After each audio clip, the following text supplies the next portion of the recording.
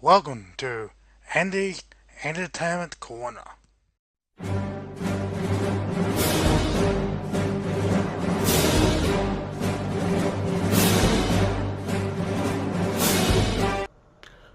Hello, everyone, and welcome to another review.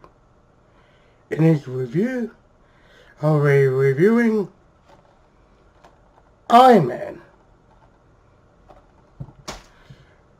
Iron Man is directed by John Favreau.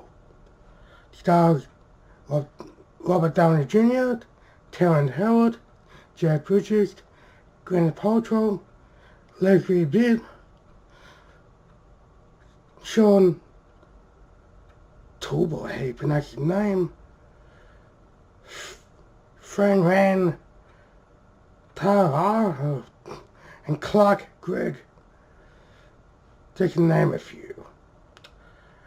Okay, to the plot. After being held captive in an Afghanistan campaign, billionaire engineer Tony Stark creates a unique weaponized suit of armor to fight evil. Just like all my previous reviews, we'll be talking about likes, disappointments, and dislikes. As always, I'll be starting with likes. All I can say is that this is an amazing film.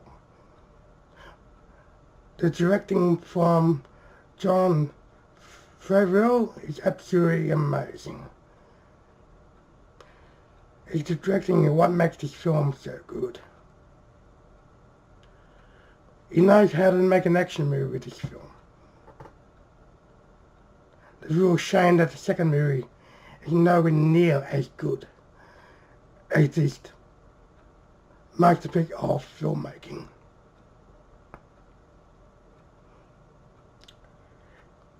The editing in this film is very good. It's got very good pacing. The cast is top notch. Good acting all around. From the main actors, Robert Downey Jr., first time as Iron Man, was phenomenal. Probably his best as Iron Man, or one of his best. He involved in a lot of good action scenes. He really suits the role. His voice is what makes his character very well. Back in 2018, a lot of people were actually skeptical at how his performance was gonna be, due to he'd been arrested multiple times with alcohol and drug issues. But this movie really showed that he was back on track with amazing performance. Terrence Howard as Rhodey, he's a friend of Tony Stark, did well in his role. You can say that he was basically the head of the fighter jets and stuff. It gives orders and stuff. Like at the end of the movie that they were going to send out a bogey, he told him not to, because Tony Stark told him one thing to watch this guys. In other words, don't let no one interfere with Tony this time around. Jeff Bridges, he's the villain of the film. He's amazing as Stan, or how to pronounce his name, sorry. He's a long, close friend of Stark's family. He's a friend of Howard Stark, who's also a friend of Tony as well. he has a big fight at the end with Tony. Tries to kill Pippa. I'm not sure how many agents died during his first fight in the movie in that big ironmonger suit. Absolutely huge and powerful. He could crush Iron Man like a bug. How powerful he was. And also he was the one who's responsible of Tony Stark's capture in Afghanistan. P.R. Caution, he was a friend of the family for so long. Gwyneth Paltrow as Pepper Potts did a good role in that role. She's basically the assistant to Tony Stark and a friend. Later on, you know, they get married and stuff. I think they get married. Yeah, I think they're married, and you see in Infinity War that she's pregnant with a child. She's the golden role. How about Tony Stark when needed? Like all assistants do. She's basically a counterpart. He's an assistant to Tony. Lately being is the same. Christine Everhart, I believe she's an Australian like actress. She's while a reporter asking Tony Stark questions and stuff. It's still near the start of the film, and she shows up from time to time during the film. She's seen quite annoyed the second time she sees him, and she's always laughing at him or don't believe that she asking him, are you the superhero or not? Typical reporters, huh? We got John Todd as Listen. He was the one that saved Tony's life after Tony nearly got killed by the bomb that more or less badly injured him.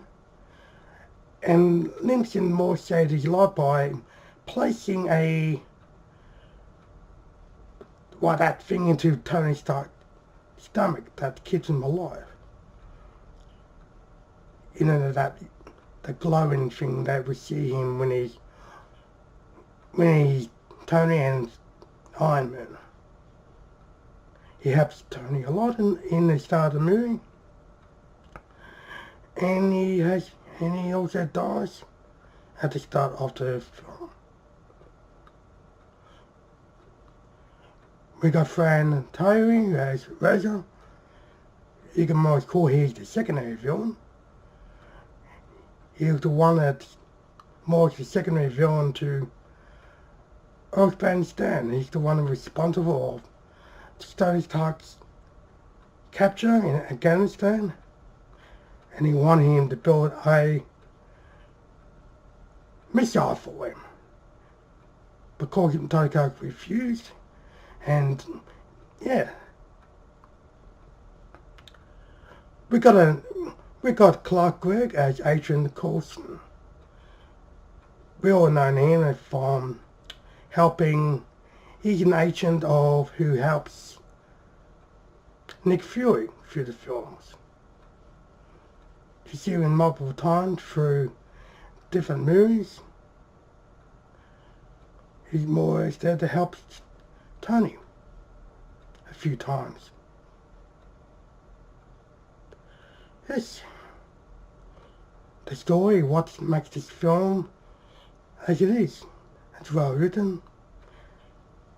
It's well paced. It's got a lot of action scenes through it. It's well told. It's a big style to the film. Going to the action scene now. It's by the biggest sell for the film is at the start of the movie. We all know that Tony Stark, Cornvet, Canberra Corbett, or I would say that the group of military people who Tony Stark was with were attacked, and Tony Stark was took captive and took him to a cave and Morris forced to make a missile for him. Tony refused and Morris made a suit out of the missile that he was given to make that missile for him. It's the first Iron Man suit we see. That's the first action scene we see in the film. He gets into the suit and Morris attacks all those Afghanistan terrorists or soldiers or what they were in that cave. Good action scenes. His missiles on them, flamethrowers, and he eventually escapes. The next action scene that he goes back where he was captured, he rescues the people that the terrorists were holding. The more was taking them somewhere, capturing the women, killing the men. Iron Man steps in and stops him, killing all those terrorists and giving the head guy, this particular head guy was the one that kind of ordered Tony to build a missile for him. He gave them to the people. Who knows what the people done to him. They're probably all gang bashing and more stuff. Then Iron Man just flew off and destroyed the rest of the missiles. And then we got him flying back. We counter a couple bogies, jet fighters. They have a bit of a battle with Iron Man, which was a great moment. Iron Man accidentally takes down one of the bogies. Of course he saves his life by pulling the parachute cord and hit under one of the other bogies to get back. Then we get to the end of the film, which is the fight between Iron Man and Ironmonger. Pretty good fight. Shame they could last longer, but what we got was a pretty impressive fight. Ironmonger made a pretty good villain, and he's pretty strong. Like I mentioned before, he could crush Iron Man like a bug. And he more got People Potts killed him by setting off that erector. Molly's frying him. That was the end of episode Stone. Stan. Good villain, always come to the end. Probably one of the so-called better villains of the MCU. The soundtrack was good. We got there at the start of the movie, we got the AC/DC song, Back in Black, and at the end of the start of the end credit, we got Iron Man from Black Sabbath. Two very good songs and used very well in the movie. And also a lot of good other soundtracks right through the film. Good soundtrack used during the action scenes and throughout other parts of the movie. To the disappointments, the first arc is kind of slow, but it feels the pacing was right. You know, a bad thing, there is action at the start, but kind of drops around a bit. You see the attack, and then go to like a 36-hour flashback before Stark was captured. We see Stark giving a demonstration of his weaponry before he's attacked. To the dislikes, none. No dislikes. To the no to the verdict. The acting's good. Way better directing this time from Jon Favreau. He knew what he was doing this in the first movie, probably because of the good story. He knew what he was doing with the movie. With the action, the editing, the pace, the directing with the cast. Like I mentioned, it's got a solid cast. Everyone did the job well. It got a good action scene throughout. When the action hit, it was pretty good. Good soundtrack. Good villains. Overall, I get Iron Man a 10 out of 10. Thank you for checking out my Iron Man review. If you like what you see, give me a like. And if you're new to my channel, great. Join the family and subscribe to my channel.